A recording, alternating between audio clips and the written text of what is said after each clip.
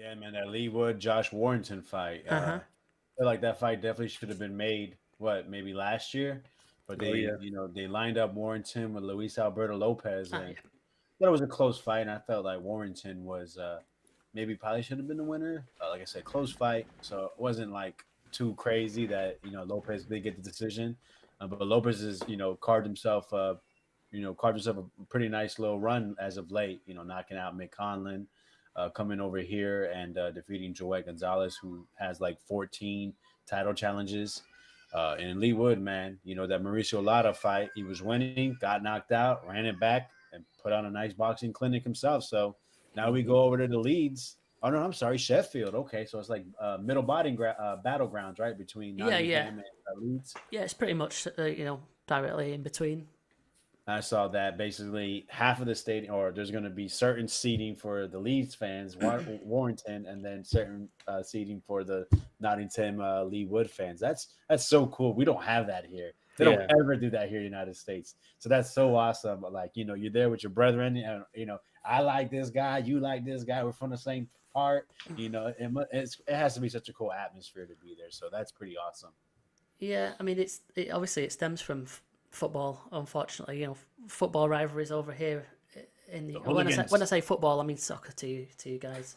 But it's very tribal, and the fans have to be just segregated basically, because Hmm. it just causes mayhem, especially when you get rowdy crowd of drunk, um, yeah, Let's call them passionate. passionate fans. So you say it's Certainly. really cool.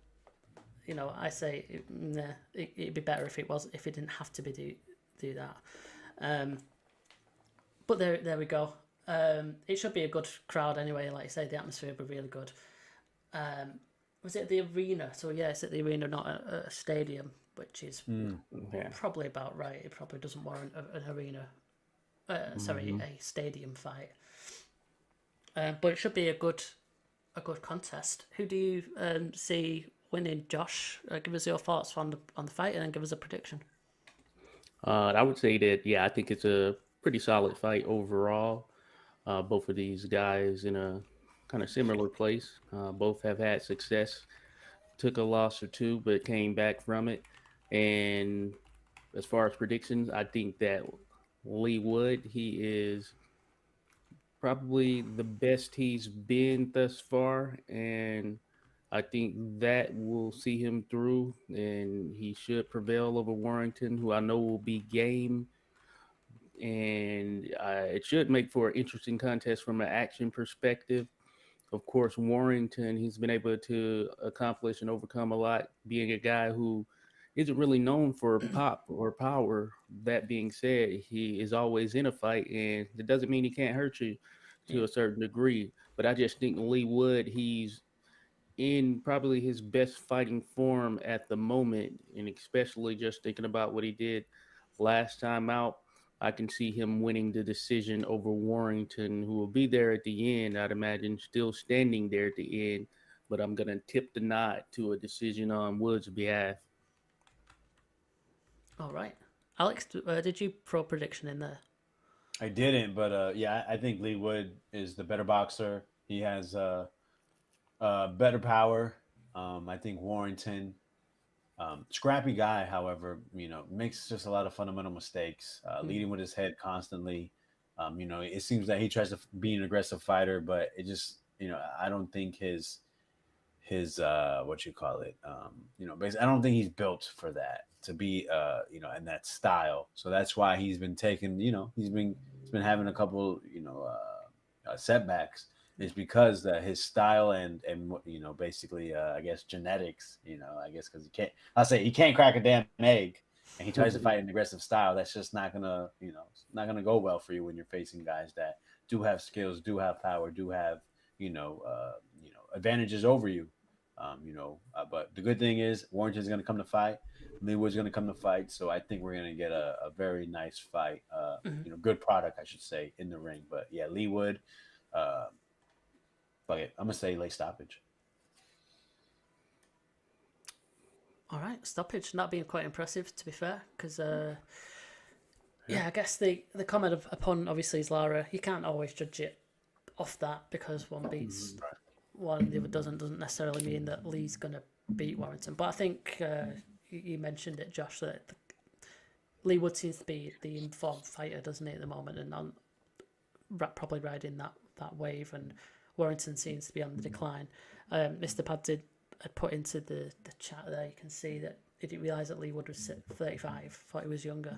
And I guess it's easy to forget that Wood, until the last couple of years, it was pretty much a seasoned fighter. He was just a bit under the radar, he'd taken a few losses, and then he's propelled himself back up a little bit later on into his career, into where he is now. Yeah, it's a tough call. Go on, Josh. What are you saying there?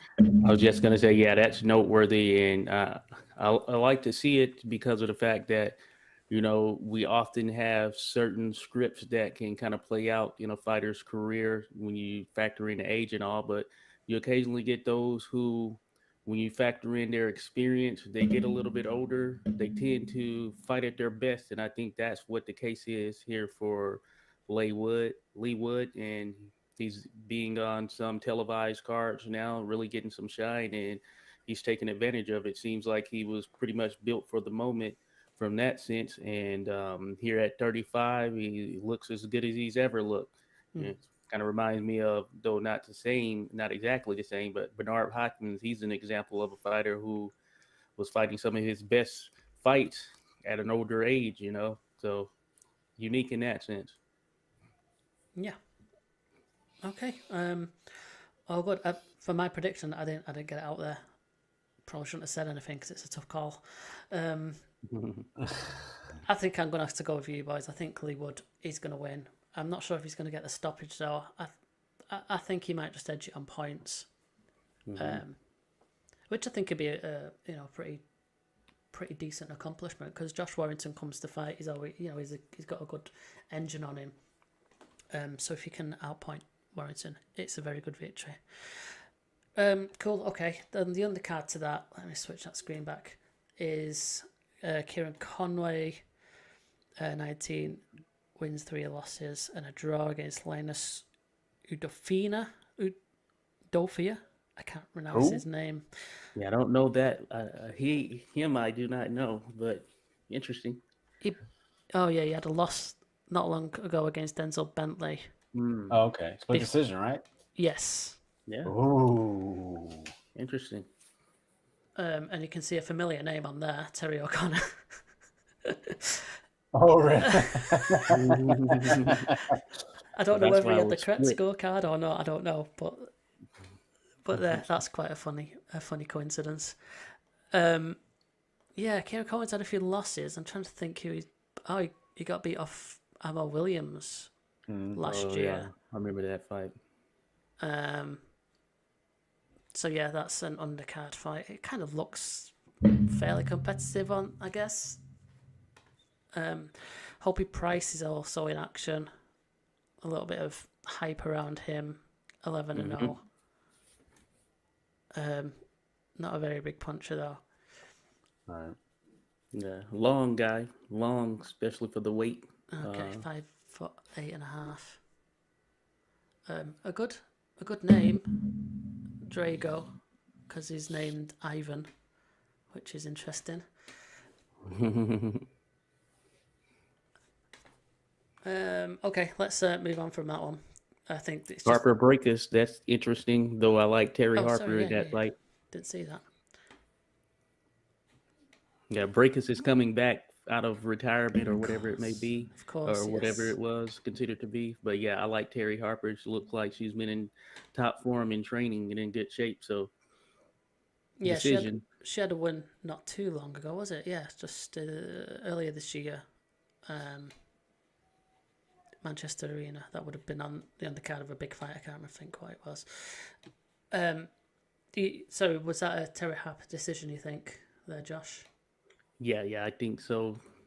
Decision, stoppage, potentially, but I'm going to lean more decision. I think Breakus, even just kind of coming back off of this, she hasn't been stopped, so it'll be a interesting contest, and we'll see how the weight holds are there at 154. But Harper's looked pretty solid at 154 thus far.